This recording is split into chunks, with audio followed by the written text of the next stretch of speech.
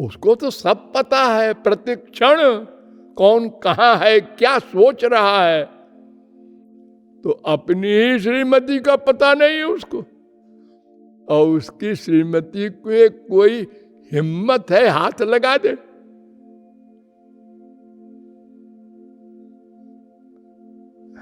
भगवान है। क्या क्या लोग हैं दुनिया में। अजी नहीं, वशिष्ठ जी कह रहे थे, अरे वो बुढ़ा सटिया गया, लो वो भी गाली खा गए। कोई हो, यही हमने हर बार किया, भगवान के अवतार में भी और संत मिले वहां भी।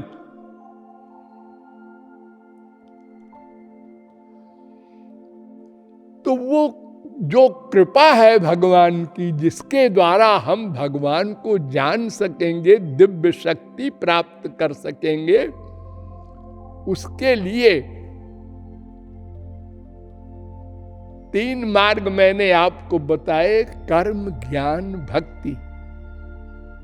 क्योंकि हम सच्चित आनंद ब्रह्म के अंश हैं, तो सत का स्वभाव है कर्म करना, चित्त का स्वभाव है ज्ञान, और आनंद का स्वभाव है प्रेम। और चौथी चीज कोई हम कर ही नहीं सकते। लेकिन वो एरिया गलत कर दिया हमने।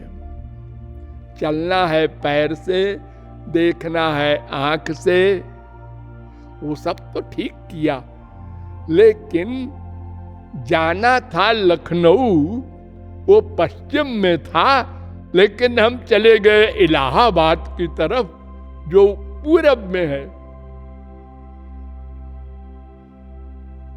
क्रिया सब वही है, खाली दिशा गलत कर दिया हमने। इसलिए बड़े बड़े कर्म धर्म करने वाले अनंत जन्म से ना दुख निवृत्ति उनकी हुई, न आनंद प्राप्ति हुई। इसी माया के लोक में स्वर्ग लोक गए, फिर आ गए नरक में, फिर आ गए मृत्यु लोक में। और ज्ञान मार्ग में जब जानने की सोचा, तो उसका तो कोई अधिकारी ही नहीं है इस युग में। कलि युग जोग यज्ञ नहीं ज्ञाना, उसका तो साधन चतुष्टय संपन्न अधिकारी होता है। वो तो अर्जुन सरीखे के लिए भी भगवान कह रहे हैं, अव्यक्ता है गतिर दुखम। शंकराचार्य भी कह रहे हैं, क्लेशाद क्लेशाद वा, बड़ा कठिन है।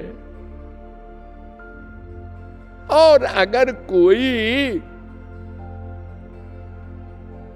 चले भी तो परत खगेश न लागई बारा, फिर गिर जाएगा।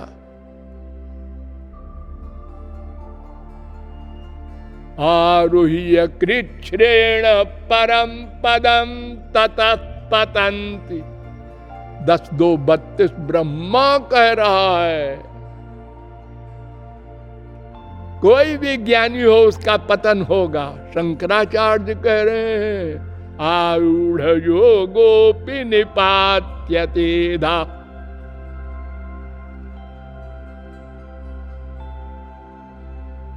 यानी न दुख निवृत्ति होगी, माया निवृत्ति होगी, और न आनंद प्राप्ति होगी।